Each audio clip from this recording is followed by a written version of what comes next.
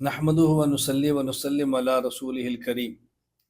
اعمال کے اجر کا مدار نیت پر ہے، جیسی نیت ہوگی ویسا اجر ملے گا۔ رمضان المبارک میں جب روزہ رکھیں تو زبان سے نیت کے الفاظ کہنے ضروری نہیں، لیکن اگر زبان سے الفاظ کہہ لیں بَبِصَوْمِ غَدٍ نَوَیْتُ مِنْ شَہْرِ رمضان تو کوئی حرج بھی نہیں۔ عام طور پہ ہمارے مسلمان مرد اور عورتیں، حضرات، خواتین جب روزہ رکھتے ہیں تو اپنی زبان سے یہ الفاظ کہتے ہیں وَبِصَوْمِ غَدٍ نَوَیْتُ مِنْ شَہْرِ رمضان۔ تو اس پر دو سوال کیے جاتے ہیں۔ پہلا سوال یہ ہے کہ زبان سے نیت کرنا، نیت کے الفاظ ادا کرنا، یہ کہاں سے ثابت ہے؟ لوگ کہتے ہیں ثابت نہیں۔ اور دوسرا، یہ جو الفاظ آپ کہتے ہیں اس میں لفظ غد ہے، وَبِصَوْمِ غَدٍ نَوَیْتُ، اور غد کہتے ہیں کل کو، جبکہ روزہ تو کل نہیں ہے، روزہ تو آج ہے۔ ہم صبح سحری پر کھاتے ہیں اور کہتے ہیں وَبِصَوْمِ غَدٍ نَوَیْتُ مِنْ شَہْرِ رمضان، تو روزہ تو آج رکھ رہے ہیں اور نیت آپ کل کی کر رہے ہیں۔ یہ دو قسم کے سوال ہیں، ان دونوں کے آپ جواب ذہن نشین فرما لیں۔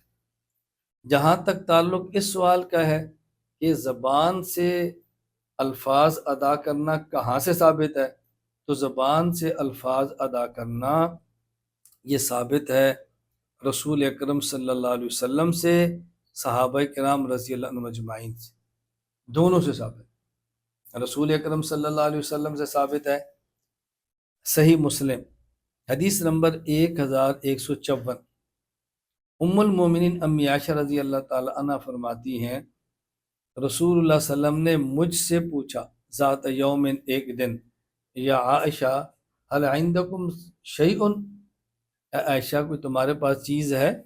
یعنی آپ باہر سے گھر تشریف لے آئے ہیں تو پوچھتے ہیں کوئی چیز ہے کھانے کے لیے؟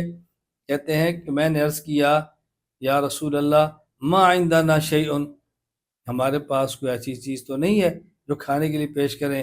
تو آپ نے کیا فرمایا فَإِنِّي صَائِمٌ، اب فَإِنِّي صَائِمٌ کا معنی یہ تو نہیں ہے نا کہ میں نے روزہ رکھا ہوا ہے۔ فَإِنِّي صَائِمٌ کا معنی کیا ہے کہ میں نے صبح صادق سے لے کر ابھی کچھ کھایا تو نہیں ہے اور گھر میں کھانے کے لیے بھی نہیں ہے، تو چلو میں روزے کی نیت کر لیتا ہوں، نفلی روزہ۔ تو فَإِنِّي صَائِمٌ آپ نے اپنی زبان سے فرمایا نا، تو زبان سے روزے کی لفظ کہنا جائز ہے، یہ ثابت ہے رسول اللہ صلی اللہ علیہ وسلم۔ اسی طرح سنن ابی داؤد حدیث نمبر 2457، ام المومنین امی عائشہ رضی اللہ تعالیٰ فرماتی ہیں کان رسول اللہ صلی اللہ علیہ وسلم اذا دخل علیہ، کبھی کبھار ایسا ہوتا کہ رسول اللہ صلی اللہ علیہ وسلم میرے پاس تشریف لاتے اور پوچھتے حل عندکم طعام، کھانا ہے؟ تو ہم کہتے لا، نہیں ہے۔ آپ فرماتے انی صائم۔ دونوں حدیثوں میں کیا فرق ہے؟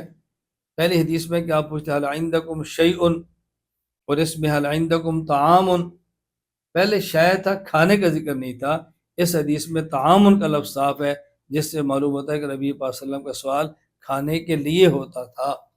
اور جب ہم کہتے ہیں ہمارے پاس کھانا نہیں ہے تو رسول اکرم صلی اللہ علیہ وسلم فرماتے انی صائم، چلو میں روزہ رکھ لیتا ہوں، تو آپ زبان سے فرماتے۔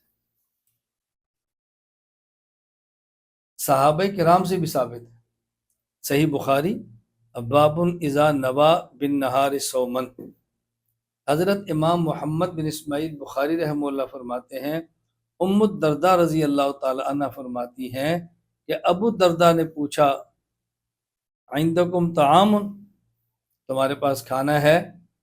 تو فإن قلنا لا، اگر ہم کہتے کہ نہیں ہے تو فرماتے فإنی صائم یومی ھذا، اب میں آج کے دن روزہ رکھ لیتا ہوں۔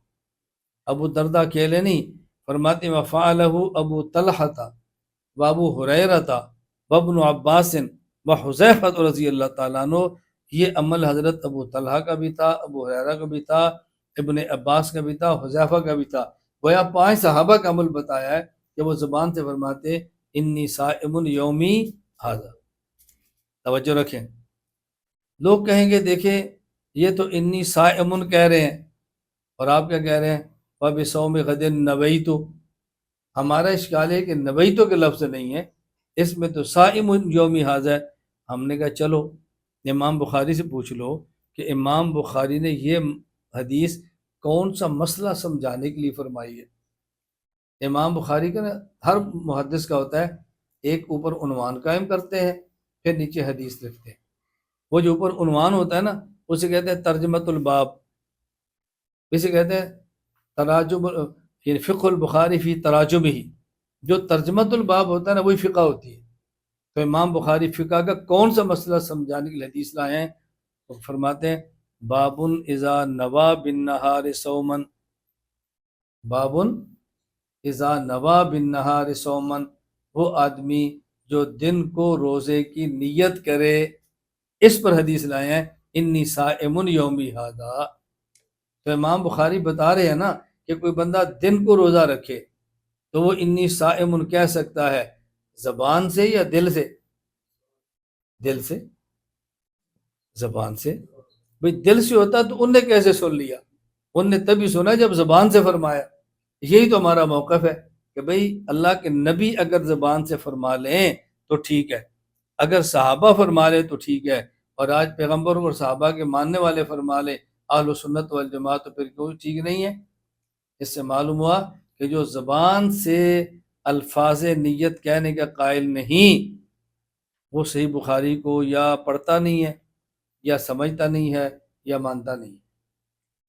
اس کا معنی ہے کہ وہ حدیث مانتا ہے لیکن حدیث پر عمل کرتا نہیں ہے، اہل سنت والجماعت نہیں ہو سکتا۔ اہل سنت والجماعت ہوتا تو کیوں نہ مانتا؟ اہل سنت والجماعت کا معنی کیا ہے؟ پیغمبر کا طریقہ سنت، والجماعت صحابہ کا طریقہ۔ تو زبان سے روزے کے لفظ کہنا یہ پیغمبر کا طریقہ بھی ہے، صحابہ کا طریقہ بھی ہے۔ اس کا معنی کہ اہل سنت والجماعت کا مسئلہ یہی ہے کہ زبان سے کہہ سکتے ہیں۔ دوسرا سوال کیا تھا کہ جی روزہ تو رکھ رہے ہیں آج اور نیت کرتے ہیں کل کی، وَبِصَوْمِ غَدٍ نَوَيْتُ۔ دو جواب سے نشین فرما رہے۔ پہلا جواب یہ ہے کہ یہ اشکال وہ کر رہا ہے جو یوم کا معنی نہیں سمجھتا۔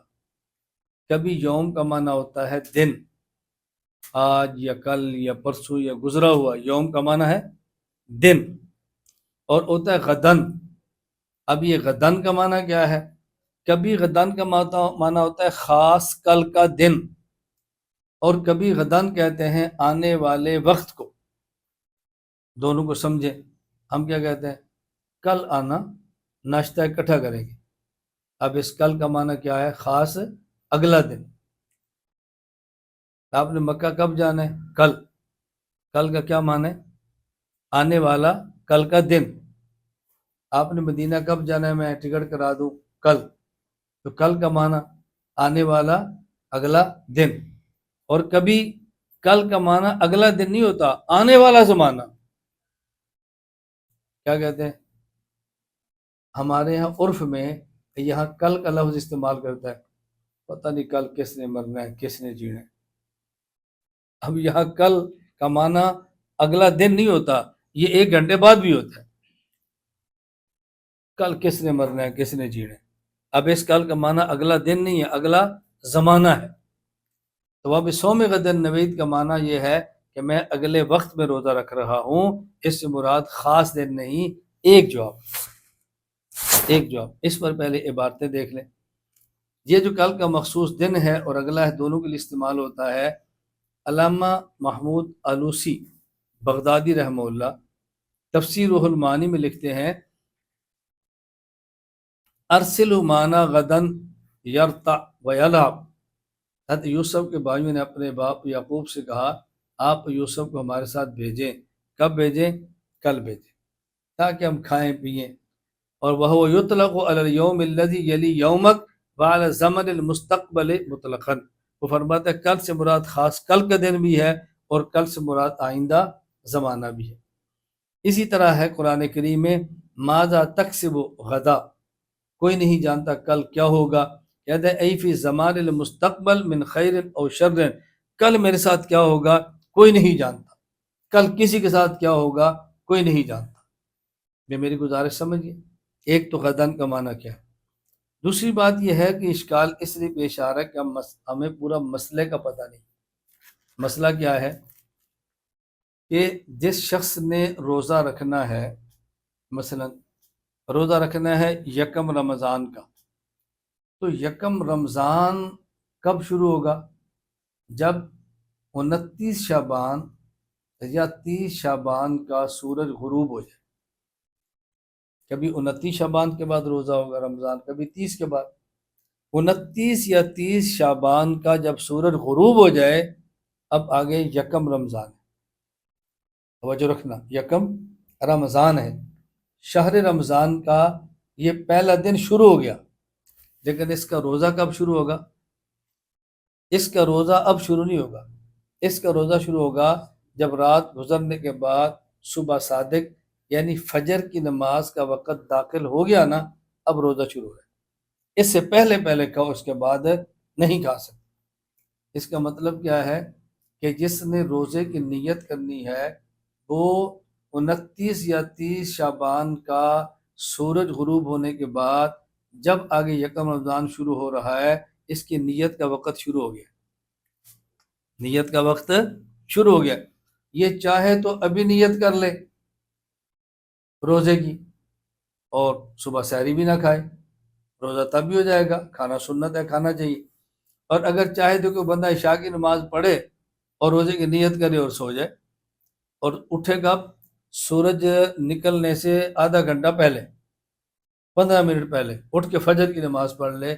اب بتائیں جب وقت داخل ہوا ہے روزے کا، یہ تو سویا ہوا تھا، تو نیت اس نے کب کر لی تھی؟ عشاء کی نماز پڑھ کے تراویح پڑھی، سو گیا اور نیت کر لی۔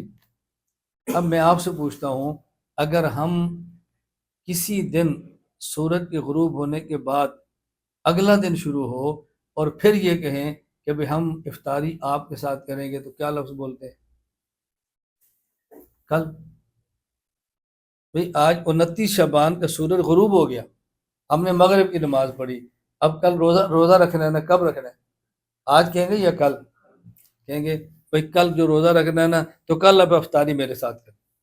تو وَبِصَوْمِ غَدٍ نَوَیْتًا میں ہم ایسا لفظ بولتے ہیں کہ جو مغرب کے فوراً بعد کو بھی شامل ہے اور صبح صادق وقت بھی شامل ہے۔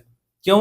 اگر مغرب کو دیکھیں گے تو اس سے مراد خاص کل کا دن ہوگا، اور اگر رات کے آخری پہر پہ دینے میں تو آنے والا زمانہ ہوگا۔